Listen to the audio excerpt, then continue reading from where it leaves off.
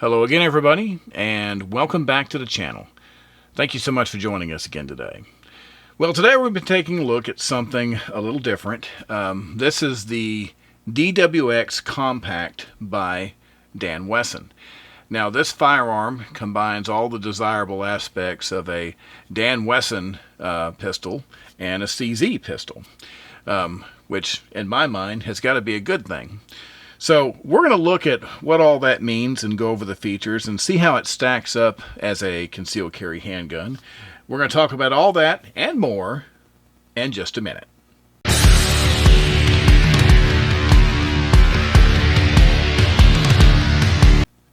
All right, once again, welcome back. Thanks for being with us.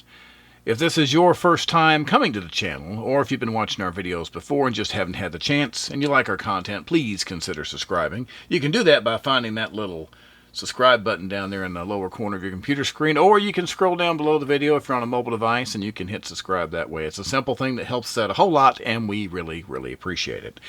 So, the Dan Wesson Dwx Compact. So once again, Dan Wesson made really high quality 1911 pistols, and of course CZ owns Dan Wesson. And so something like this is particularly of interest to me because every time I get my hands on a CZ pistol, I continue to be more and more impressed with how well they operate and how accurate they are. And the same could be said for the Dan Wesson 1911s that I've shot. So I'm very, very fascinated and really interested in what this has to offer. So let's just start off with some traditional wheel steel size comparison. I could just grab another CZ, but I also like to give you that kind of standard size comparison. So let me grab something just a little more neutral, like a Glock 19. So if you look at it next to a Glock 19, you can see, they're about the same size. The grip on this firearm, it has that CZ75 type ergonomics. It feels very, very similar, so it's going to be a little bit slimmer in the grip. But for the most part, as far as weight and overall size of the handgun, they're pretty similar. Now, if you look at them over the top, you can see they're very similar. Okay, and then looking from the back side here, here's your sight picture. They're very, very, very close. So if you have carried a Glock 19 in any capacity, that probably gives you a pretty good idea of what it'd be like to carry this one. And of course, that's the first thing that we want to consider when choosing a carry gun is how much bulk and how much weight it's going to be. We're going to jump right into the features here, but before we do, we want to take just a moment to thank our friends over at Don's Weaponry for providing us this beautiful example of the Dan Wesson Dwx Compact for our tabletop review today. Don's Weaponry is a huge supporter of firearm safety and education, and we can't thank them enough. So, as usual, before we get into the inner workings here, we're going to do a safety check. We're going to remove our magazine here and then let you see that we have an empty chamber and we are as safe as we can be. So, just taking a look at this, you're going to notice right away that across the top here, you've got these lines. We always like to do kind of a top-down analysis. You've got these little cuts on top of the slide. That's for glare reduction. Your sight picture, that's a tritium sight in the front. And of course, that rear sight, you've got that blackout notch, which is really good. You can acquire this very, very quickly. So it's a very good sight picture. You've got some pretty good serrations in the front and on the rear. Of course, you've got your slide lock release. It is just on the left-hand side only. You have your safety, which is just on the left-hand side here at 1911 style safety. The trigger. Now, one thing to mention, this is single action only. So, of course, like a 1911, you have to pull the hammer back. So, if you want to have this ready to fire, you would have to have that in a cocked and locked configuration to safely carry this. So, there's that. Now, they say, according to Dan Wesson, this can be customized with standard 1911 parts. Gunsmith and competitive shooters, they can customize this thing to their preferences. So this is just what comes standard with the firearm. The trigger that's on this is pretty nice. We'll talk about that a little more when we get to the range section. But moving right along here, you do have your magazine release right here. Now, while we're at it, these are 15-round magazines that it comes with, and they do give you 2 of them. Now, this is the one gripe I'm going to go ahead and voice about this. I'm all about paying for good quality, and I think that this is definitely a high-quality firearm, and I think it's arguably worth what they're charging for it. But with an MSRP of $2,000, I'd kind of like to have more than 2 magazines. That's just me. So, Dan Wesson, if you're listening, $2,000 gun, you got room in there for more mags, right? Give us more mags. That'd be awesome. Just my opinion. But I still love you guys, so keep doing what you're doing. Moving right along here, of course, you do have your, talking about the mag release. It's easy to get to. It doesn't feel awkward. If I have my hands in my standard shooting position, my thumb is against the back of it here, and it doesn't have any kind of a shroud over it, so that's kind of a, I don't want to say a sharp edge, but it's definitely an edge you can feel. So if you have your fingers, tight and your thumbs pushed down and your thumbs are pointing this way, I can feel that pretty well. Now, it doesn't bother me, but normally there's usually a little bit of, protection behind that. It's still very good, though. And, of course, it's very easy to manipulate. Magazines come right out. You've got really good, checkering on the front, on the grips, and on the back. And, of course, you've got these CZ ergonomics all throughout. It feels very good. And, of course, you got the big beaver tail. Now, I think that the ergonomics and the feel of this gun are just absolutely fantastic. And, of course, my expectations are pretty high for any firearm that's priced in this range. But I think that they have done a good job with the overall fit and finish of the handgun. And as I said, it has features that are very comparable to any high-end 1911. And that is a summary of the features on the DWX Compact. I don't know about you, but my expectations of performance on a $2,000 gun are pretty high. Now, the good news is that Dan Wesson delivers as far as performance. I mentioned earlier the trigger and just how good the trigger is. So, obviously, like I said, this is a 1911 style setup here. So, with the hammer back, okay, if you'll look at the trigger here, I'm going to take this little bit of take up you've got right here, and then once I give it pressure, it feels, it's not like a competition trigger, but it feels very, very, it's very short, it's very crisp, and it's a very clean break. I really like the way it feels. Now, in addition to that, the reset on this trigger is just absolutely nuts. I'll do that again. Watch that reset. I'm just barely moving. So, if you like to do really accurate shooting, if you are big on performance handguns and just being able to just really tear the paper up in the same place over and over again, I think you're going to enjoy this.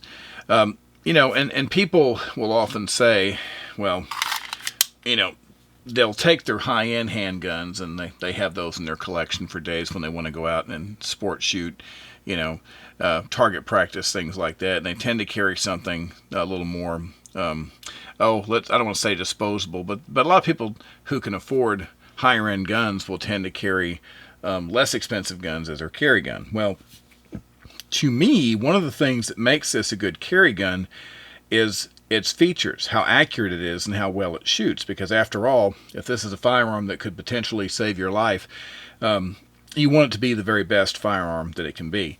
I think that this is an excellent shooting gun. The good news is I got to play with this once already. My friend, who is the ultimate gun snob, got this before I got a chance to review it, and we shot his until until it was extremely dirty, I'll say that. So let me tell you a little bit about ammo. Anytime I shoot a firearm like this, I've had some 1911s in the past that are picky with ammo. And of course, this isn't a true 1911, obviously. This is a kind of a combination of CZ and 1911 technologies there. But it didn't have any issue at all with standard FMJ here, the S&B and the PMC.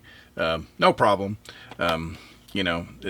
As far as 9mm rounds, I really couldn't find anything that this handgun didn't like. So, of course, the standard test, I always use some of the V-Crown. And once again, SIG doesn't pay me a dime to use their ammo, but it is one of my favorites. The 115 and 124 I always test in the handgun. The 115 usually ends up being the most accurate thing that I shoot in 9mm. Every once in a while, I'll get fooled in the Spear. This is another one that I do. Another 124, but the Spear Gold Dot here.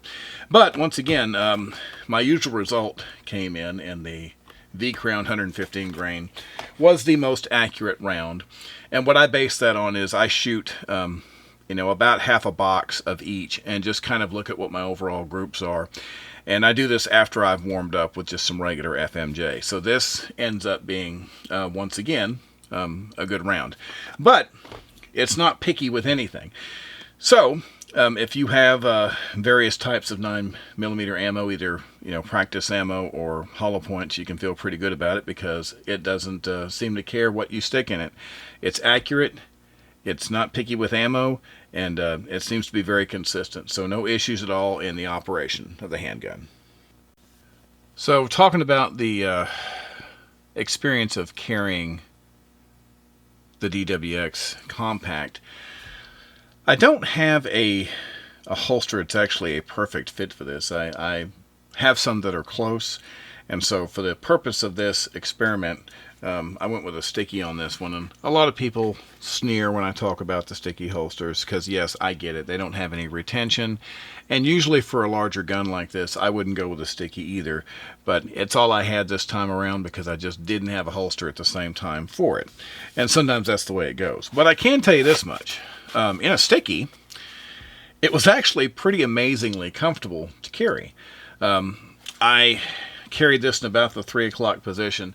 And if I'm going to carry a larger handgun in a sticky like this, like I said, it's about the size of a Glock 19. And I've carried plenty of Glock 19s in sticky holster in the waistband and around the 3 o'clock position.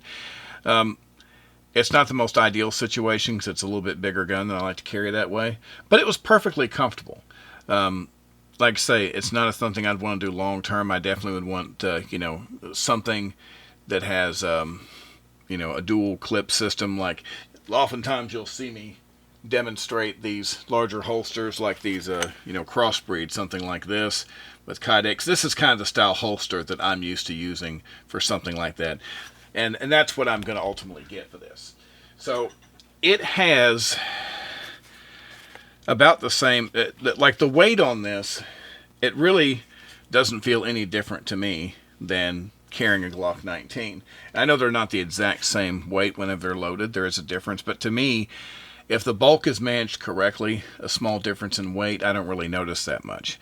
So not the ideal way, but it was perfectly comfortable for me to carry day to day. Now, of course, getting in and out of the car, I do have to move it around a little bit so the firearm doesn't dig into the seat because it is a larger grip. But it can be done, and once again, if you have a holster that can distribute the weight much better, like a Crossbead or Alienware or anything, there's literally dozens and dozens of holsters that are designed for that. And of course, I think this would be a good choice for an outside the waistband, like a good leather holster that has support from both sides too. And I'm probably going to try that as well. But either way, even this way, it was very comfortable. So if you're used to carrying something about that size, or if you're used to carrying a 1911, I don't think you'd mind at all. overall impressions of the Wesson Dwx Compact. I think it's a great handgun. Invariably, you're going to have people that say to you, well, I've got $400 and $500 handguns that have similar features and they shoot pretty good. Well, that's probably true. There's probably a lot of, handguns in the, I don't know about 400, but there's probably a lot of handguns in the $600 to $800 range out there that have got similar features, and they probably do shoot pretty well. And of course, there's always, you can, for a lot less money, you can get a CZ75 or others that have got the CZ ergonomics, and they shoot extremely well. Does that mean that this isn't worth the money? Well, you got to remember what you're paying for. I've shot a lot of 1911s, and I've shot a lot of CZs, and I think they have successfully made a very, very accurate firearm that's a lot of fun to shoot. And it seems to be very accurate, plus, not to mention the fact that it's got decent features. I mean, it's got a really, really good trigger. The ergonomics are great. It's got a good sighting system on it. But I think what you're really paying for in a gun like this is that performance. And if you've owned any CZs, and you know how well that most of those are made, how well they shoot, and same thing, if you've had your hands on a Dan Wesson 1911, then you know that their performance as well. You're paying for a high-end firearm.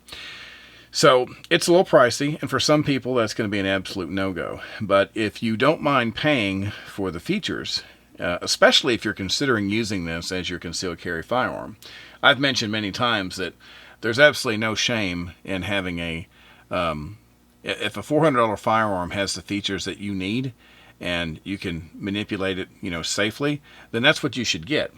A lot of people will spend the money for something like this, and if you can, then there's no reason not to, because I think the better equipment you have, the better prepared you are if something happens that you hope never happens. But I'd rather put a little more money into my carry gun, even if that means I have to save my money to do so. But it is on the high end for sure, but it's a very good firearm. It has quality, it has consistency, and I think that even if you bought this gun and used it for a purpose other than concealed carry, if you just want something nice to shoot, or if you want a home defense gun, I think it's a very good choice. Once again, my only real gripe, I think that for the money, I really think they could have come up with some more magazines. I mean, 2 is great, okay, but they could have done better. And also, maybe an accessory rail. I don't know why they didn't put one on the gun. You would think that they have enough room there to take a little material out and to make that happen. Because some people on a high-end gun like this, they might want to put a light or a laser system on there. That's not a big deal. That's not a deal breaker for me, but it's just something. But the magazine thing, that does bother me a little bit. If I pay $2,000 for a firearm, I kind of expect more than 2 magazines. But that's just me. Still a great handgun, and CZ and Dan Wesson, I still think you're awesome. So don't get me wrong. Well, that's going to do it. We really appreciate you being with us as always. Be back very soon with another video for you. So as always, until that time, everybody stay safe and have a great day. Thank you.